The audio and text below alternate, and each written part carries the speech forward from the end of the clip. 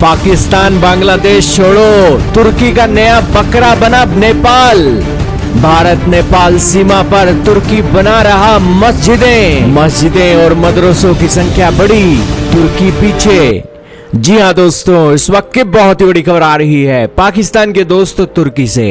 दोस्तों, दुश्मन पाकिस्तान भारत को तोड़ने के लिए कितना चौकन्ना है और किस तरीके से उसकी रणनीति काम करती है, आप इस बात से अंदाजा लगाइए कि जब से चीन और तुर्की का उसे साथ मिला है तब से उसके हौसले इतने बुलंद हैं कि भारत के पड़ोसी देशों के अंदर उसने भारत को खदेड़ना शुरू कर दिया है।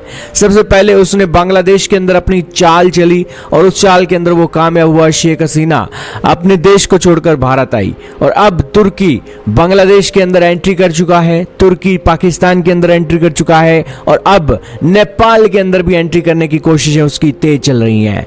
दरअसल भारत नेपाल सीमा पर तुर्की तेजी से मस्जिदों और मदरसों का जाल बिछा रहा है। भारत की सीमा से लगे नेपाली प्रांतों में मस्जिदों की संख्या 2018 में 760 से बढ़कर 1000 हो गई है। इसी अवधि के दौरान मदरसों की संख्या भी 508 से बढ़कर 645 हो गई है। हालांकि नेपाल में तुर्की की मौजूदगी पुरानी है, लेकिन सीमावर्ती इलाकों में निर्माण कार्य जरूर नया है।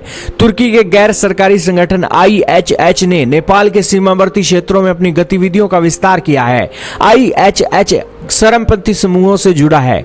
इसके बारे में कहा जाता है कि इसे तुर्की सरकार और खुफिया एजेंसियों से पैसे और समर्थन मिलता है। इस्लामिक संघ नेपाल जैसे स्वदेशी समूहों के साथ अपने गठजोड़ के जरिए IHH ने अल्पसंख्यक मुस्लिम आबादी के लिए मस्जिदों, मदरसों, अनाथालयों और इस्लामी केंद्रों के निर्माण को प्रायोजित किया है।